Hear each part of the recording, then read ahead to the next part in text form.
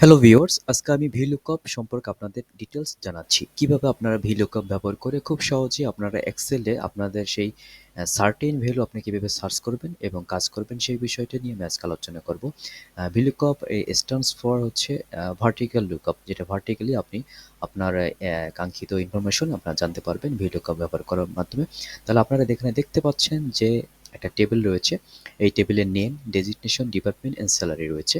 এবং এই যে এখানে অল্প কয়েকটা ইনফরমেশন রয়েছে, কিন্তু আপনার জন্য ১,০০০ বা তারও অধিক যখন ডেটা থেকে ইনফরমেশন জানবেন, সেক্ষেত্রে VLOOKUP আপনার আমি যেভাবে দেখাচ্ছি সেভাবে ব্যবহার করেই আপনারা আপনার নির্দিষ্ট সার্টেন ভ্যালু ইনফরমেশন আপনারা জানতে পারবেন। ধরুন এখানে নেম রয়েছে, ডেজিগনেশন, ডিপার্টমেন্ট, স্যালারি। এখন আমি চাচ্ছি টনির তার স্যালারি কত, অথবা আমি চাচ্ছি যে অ্যাকাউন্টেন্ট যতজন রয়েছেন তাদের টোটাল স্যালারি কত, সবই আপনার VLOOKUP ব্যবহার করার মাধ্যমে আপনারা জানবেন।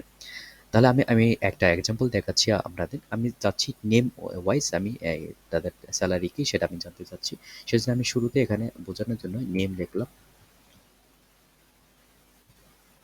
নেম এখানে লাইক আমি প্রথমে চাচ্ছি টনির স্যালারি। এখানে কি চাচ্ছি? স্যালারি।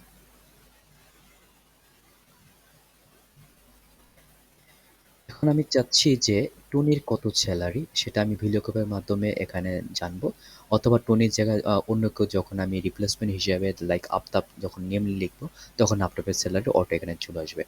তাহলে চলুন আমরা এই ফরম্যাটটা দেখি। ইকুয়াল টু দেব প্রথমে VLOOKUP ফার্স্ট ব্র্যাকেট। এখানে আপনাদের আরেকটু বলে রাখি, এখানে নেমের উপরে দেখেন 1 রয়েছে, 2 রয়েছে, 3 রয়েছে, 4 রয়েছে। এটা হচ্ছে আপনার একটা সিরিয়াল, যে আপনার 4 নাম্বার সিরিয়ালের স্যালারি রয়েছে, 1 নাম্বার সিরিয়ালের নেম রয়েছে। এই জিনিসটা আপনাদের অবশ্যই দিতে হবে। এটা ফর্মুলার একটা ফরম্যাট। ওকে। সো আমি প্রথমে যেটা জানতে দেব, প্রথমে হচ্ছে আমি এটাকে সিলেক্ট করব। যেহেতু আমি নেম জানতে চাচ্ছি, এরকম ফরম্যাটে আমি জানতে চাচ্ছি, সেখানে নেম প্রথমে এখানে সিলেক্ট করব। দেন হচ্ছে ফার্স্ট আমি কমা দেব। কমা দিয়ে আমি হচ্ছে টোটাল টেবিলটা আমি এখানে সিলেক্ট করে ফেলবো। আমার এই যে টোটাল ইনফরমেশন সিলেক্টটা এখানে। আমি দেন আবার ফার্স্ট ব্র্যাকেট দেবো। এখন আমি জানতে চাই কি স্যালারি জানবো নাকি ডেজিগনেশন নাকি ডিপার্টমেন্ট। আমি প্রথমে জানতে চাই স্যালারি। স্যালারির কত নাম্বার হচ্ছে? 4 নাম্বারে। সো আমি এখানে 4 দেবো।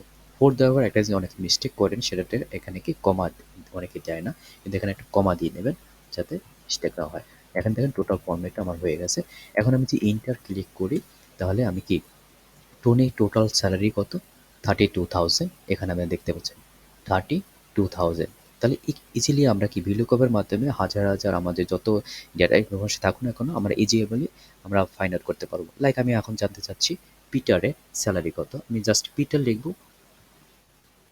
লিখে আমি এন্টার ক্লিক করব।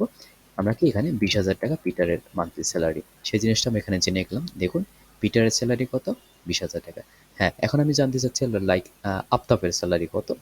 ঠিক আছে, আমি ওটা সার্চ করে ওইভাবে না দেখে আমি এখানে ইজিলি ভাবে আমি যদি আফতাব লিখি, এন্টার ক্লিক করে আমরা দেখতে পাচ্ছি আফতাবের স্যালারি 25,000 টাকা। তেমনিভাবে আপনি যদি চাচ্ছেন যে ডিপার্টমেন্ট বা যে ডেজিগনেশন আপনি জানতে চাচ্ছেন যে টনির এখন ডেজিগনেশন কি, ঠিক আছে? সেটা আপনারা ইজিলিভাবে এই ফরম্যাটে VLOOKUP ব্যবহার করে আপনারা সেটা যেন জানতে পারবেন। আর এই VLOOKUP সাধারণত আমি যেটা দেখাচ্ছি সেটা হচ্ছে যারা বিগিনিং যাদের, তাদের জন্য আমার এই এক্সেলের এই প্র্যাকটিস সেশনটা। আশা করি আপনারা আমার ভিডিও দেখে আপনি ইজিলিভাবে VLOOKUP ইউজ শিখতে পারছেন। আর আমার ভিডিওটি যদি ভালো লেগে থাকে তাহলে আপনারা অবশ্যই সাবস্ক্রাইব করে আমার পাশে থাকবেন। শেয়ার করেও আমার পাশে থাকবেন যাতে অন্যরাও আমার ভিডিওর মাধ্যমে উপকারিত হতে পারে। Thank you so much.